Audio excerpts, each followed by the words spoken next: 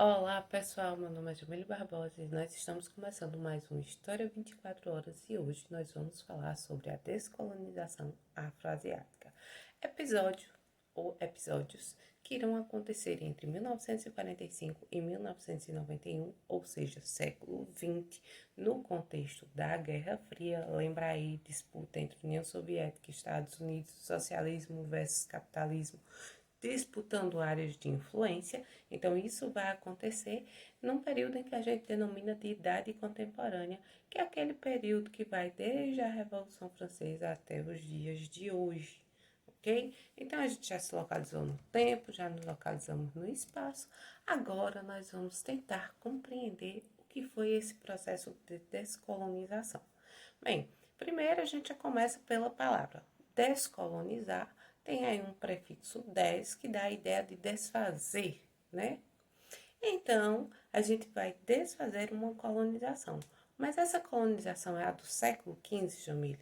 Não, nós estamos falando da colonização que a gente chama de imperialismo ou neocolonialismo, que vai acontecer lá no século XIX. E esse processo aí vai envolver principalmente os países da África e da Ásia, diferente daquele do século XV, que envolvia ali a América e a África também. Mas nesse caso a América fica fora já no século XIX. E por que é que nós vamos formar colônias no século XIX? Pois é, pessoal, isso tudo tem a ver com a Revolução Industrial, que aí nós vamos precisar de mão de obra barata, mercado consumidor, matéria-prima, e isso tudo vai estar nessas regiões aí, principalmente na África, na Ásia e também na Oceania. Então vai haver uma ocupação das grandes potências, principalmente das potências europeias, que vão dominar essas regiões num processo conhecido como neocolonialismo, ou seja, novo colonialismo, porque a gente já tinha tido um no século XV e agora está tendo um no século XIX. Então, depois disso tudo, depois a gente ver todo esse processo, então nós vamos observar que entre 1945 e 1991 nós vamos desfazer essas colônias e promover a independência dessas regiões. Lembrando que essas independências serão estimuladas aí pelos Estados Unidos e a União Soviética por conta da briga aí da Guerra Fria.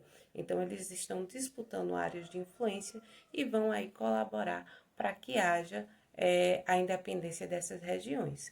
Então, já falamos sobre isso, é, e complementando, né, é lógico, no século XIX nós tivemos um conjunto de fatores que vai possibilitar essas regiões a conquistar as suas tão desejadas independências ou descolonização dos países europeus, ok? Então vamos lá. Quais seriam essas causas? Bem, entre os fatores que possibilitaram aí a descolonização da África e da Ásia, a gente pode destacar a Primeira Guerra Mundial, que foi motivada pelas disputas imperialistas. Ao fim dessa guerra, a Europa vai sair enfraquecida, perdendo sua hegemonia para os Estados Unidos. Lembra que sai um grande vitorioso, entra um Zé Ninguém e sai podre de rico? São os Estados Unidos. Além disso, a gente vai ter a crise de 1929, que vai repercutir em todas as áreas coloniais, com o agravamento das condições de vida dos colonos. Isso vai fazer com que estoure várias revoltas e manifestações contra as metrópoles coloniais. Então, essas manifestações elas vão acabar resultando no nascimento de um forte sentimento nacionalista. É aquela ideia que tem um desejo de liberdade, eu quero essa liberdade, e isso vai aparecer principalmente após a Segunda Guerra Mundial, onde a Europa vai declinar completamente, não esqueça, sendo dividida aí em áreas de influência entre os Estados Unidos e a União Soviética. Então, desta forma, vai se intensificar os movimentos de independência afroasiática, visando ampliar a sua área de influência entre as novas nações que iam surgindo. Isso mesmo, então a gente vê que a galera tá tentando aí dominar essas regiões, promover a independência dessas regiões, mas para que meio que influenciar elas a seguirem aí o socialismo ou o capitalismo. Então vamos para frente que atrás vem gente. Pessoal, no processo de descolonização, então a gente vai ter algumas divisões. Nós vamos ter os processos que poderão ser processos pacíficos, processos violentos ou processos tardios. Vamos entender cada um. Processo pacífico, paz e amor, não quer dizer que ele foi só paz e amor não, viu, minha gente? Calma, é só um jeito de falar, porque ele foi menos violento do que os outros. Então, a gente tem como exemplo aí a Índia, temos a figura de Gandhi, que nós vamos falar durante a aula, e a questão da desobediência civil. Já no processo violento, a gente tem outros exemplos, como a Indochina e a Argélia. Vamos pensar da seguinte forma: a Indochina, ela vai vivenciar um conflito com a França, e a partir desse conflito, a partir da independência, nós vamos ver aí o processo de origem do Vietnã, do Laos, do Camboja, mas tudo isso a partir de uma luta, de uma guerra, literalmente falando. A gente também tem a questão da Argélia, que aí a gente está falando da Frente de Libertação Nacional, que vai ser um movimento realmente, vamos dizer assim, muito dramático, muito trágico, né? Muito derramamento de sangue, para que aconteça a independência dessa região.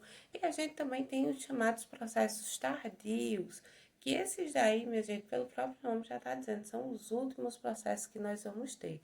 Então, a gente tem a questão do governo salazarista, que tem a Revolução dos Cravos, a gente tem o caso angolano, que vai ter aí uma guerra civil interna. Então, a gente tem aí vários problemas e vários casos de independência, vários processos de independência, ok? Agora nós vamos falar sobre a independência da Índia. Mas, gente, a Índia é um país imenso, vamos combinar assim, tá? A Índia, então, vai ser o primeiro país asiático a iniciar a luta pela independência, no finalzinho do século XIX. Então, vai haver manifestações nacionalistas contra a dominação inglesa. Não esqueçam disso, a Índia era ocupada por ingleses. O grande líder do movimento nesse caso é Mahatma Gandhi. O termo Mahatma vai significar grande alma. Gandhi era contrário à luta armada e iniciou um movimento de luta pacífica não violenta chamado de Satyagraha. As campanhas de resistência pacífica à dominação inglesa se iniciaram em 1919. Então, o movimento de libertação vai crescendo, mas, como eu disse para vocês anteriormente, nem sempre foi pacífico. Sempre tinham prisões, tinham mortes, tinham violência. Porém, a população foi aderindo sem parar até 1947, quando a Inglaterra reconheceu a independência. Aí a gente tem um problema, viu? Eu já ia adiantar, mas aí a gente tem um problema. Dentro da Índia, a gente tem um problema, porque é um território muito grande. E detalhe, não deveria ser um problema, porque nós estamos falando de uma diversidade de etnias, de religiões, só que lá dentro isso se tornou um problema, porque a gente tem os hindus e tem os muçulmanos que vão habitar essa região e vão viver divididos e em constante conflito. Então o território vai ser dividido em dois quando eles conquistam essa independência. A gente tem a União Indiana para os hindus e o Paquistão para os muçulmanos. Detalhe importante, o Paquistão ele ainda vai ser dividido em dois, a gente vai ter o Paquistão Ocidental e o Paquistão Oriental. Já em 1971, o Paquistão Oriental vai se tornar um país, vai conquistar a sua independência, e o Paquistão Ocidental passa a constituir a República de Bangladesh. Então, a gente tem um território extremamente conflituoso, marcado aí por uma luta da população que vai se revoltar contra os ingleses, literalmente.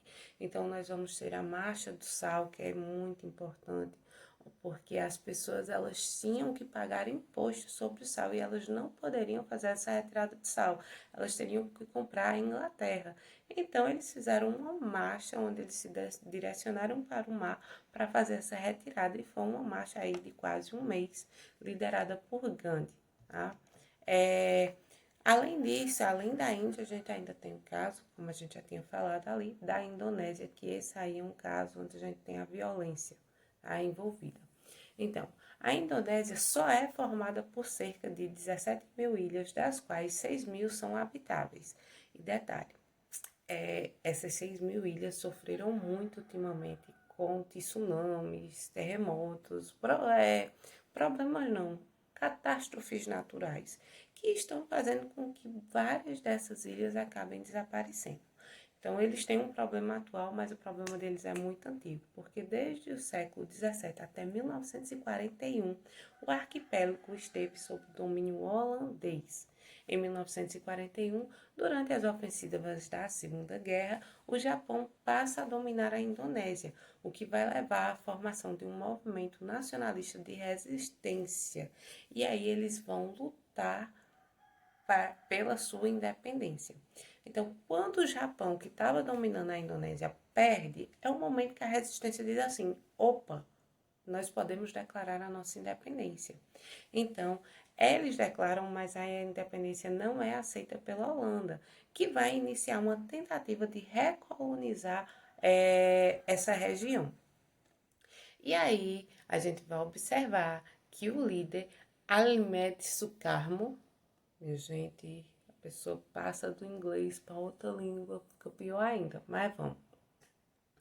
Então, eles vão ali, vai se unir os nacionalistas ao líder e a gente vai ter uma guerrilha que vai lutar contra os holandeses, isso em 1949, onde os holandeses vão ser obrigados a reconhecer a independência da Indonésia. Em 1955, a Indonésia vai sediar a Conferência de Bandung. Pessoal, esse é um ponto que vocês devem lembrar, porque esse aqui com certeza vai estar lá no vestibular.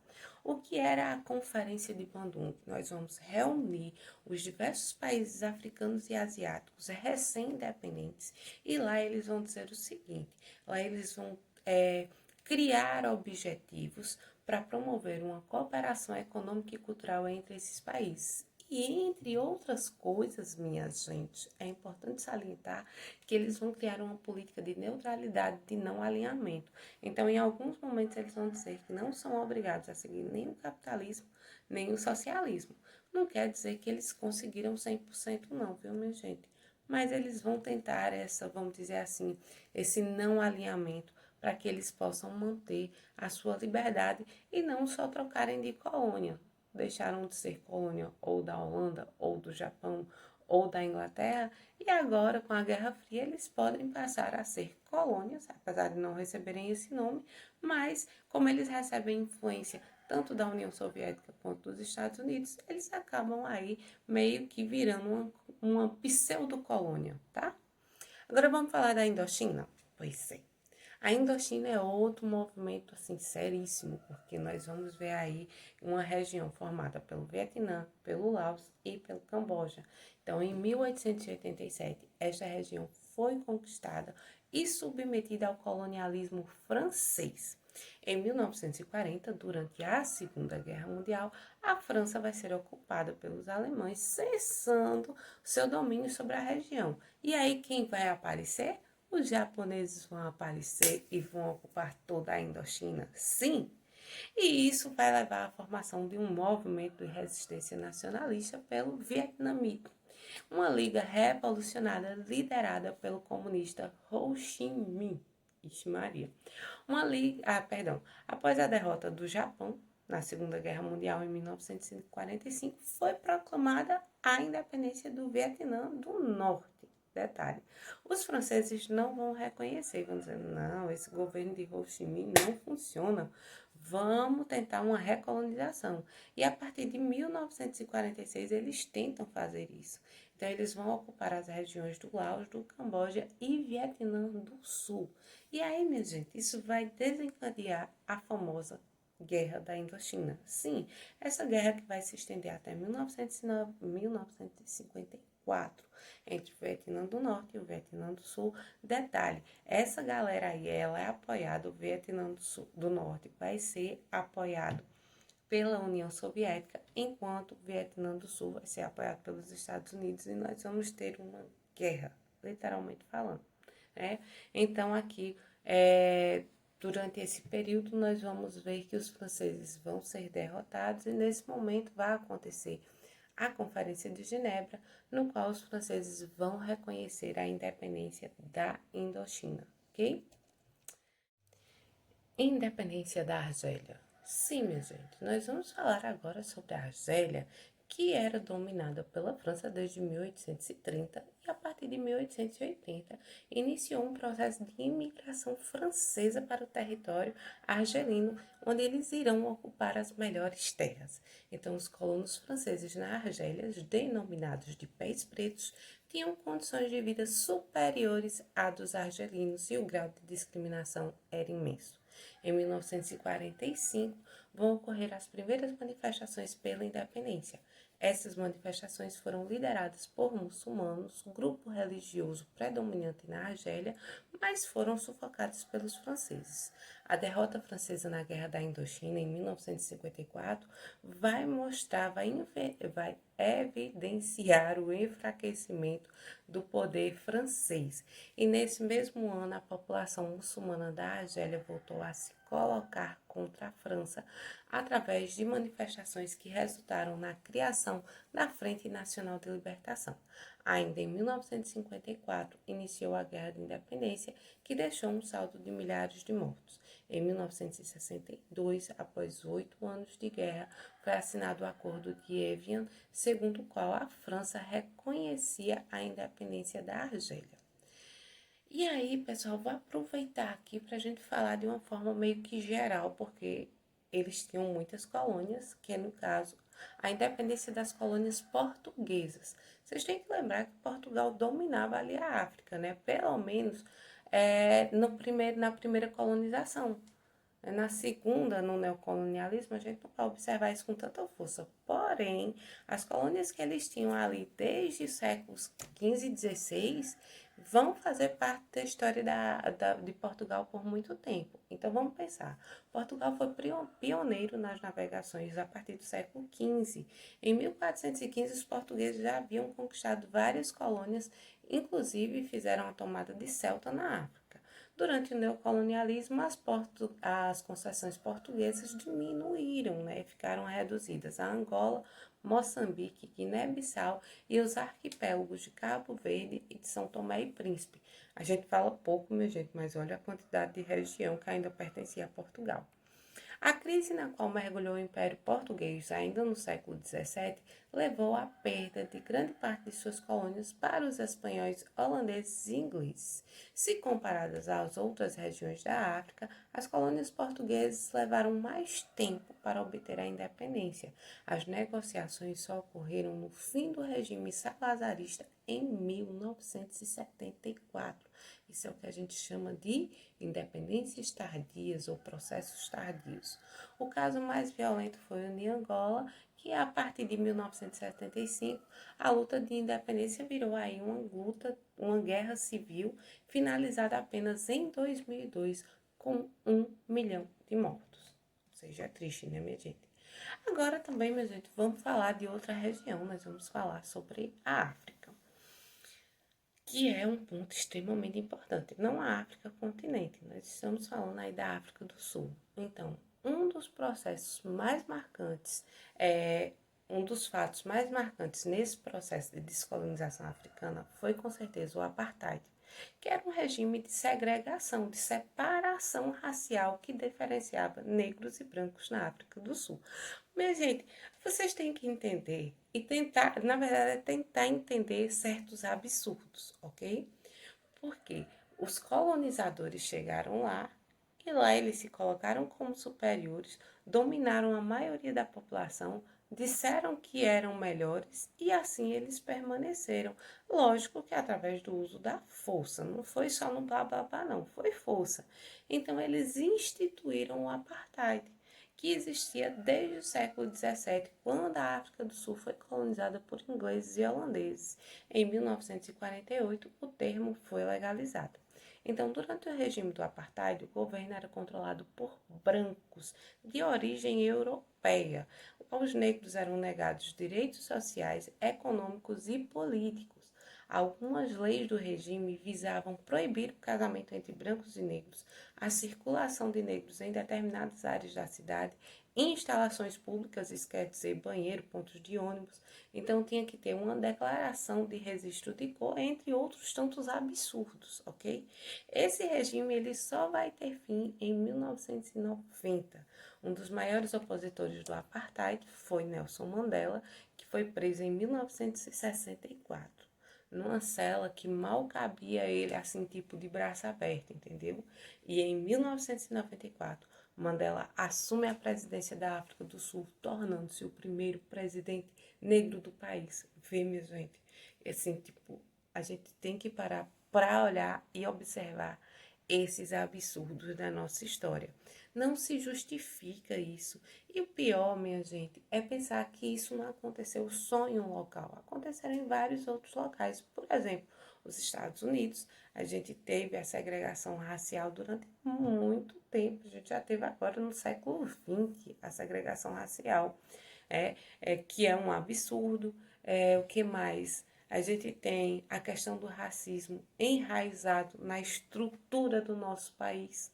Na verdade, na estrutura do mundo. Mas no nosso país a gente tem sim essa questão racial muito forte, apesar do fato de nós não admitirmos, né? Pessoal, o que é que eu posso dizer para vocês para a gente finalizar esse assunto? É que, como vocês podem observar, essas independências elas só foram estimuladas porque era de interesse das grandes potências da época. Quem eram as grandes potências da época? Estados Unidos e União Soviética. Por isso eles vão estimular essas independências. Por isso que se deseja que tenham mais países e que esses países possam decidir por qual linha, por qual pensamento eles vão seguir, se é capitalismo ou socialismo. E um detalhe importante, essas regiões serão regiões de conflitos entre essas duas potências. Eles vão acabar fomentando a violência nessas regiões. Então, tecnicamente, essas independências não eram boas só para as pessoas que viviam ou na África do Sul, ou na Argélia, ou em tantos outros países. Era bom também para as grandes potências da época que viviam a Guerra Fria. Então não esqueçam disso. Beijos e até a próxima.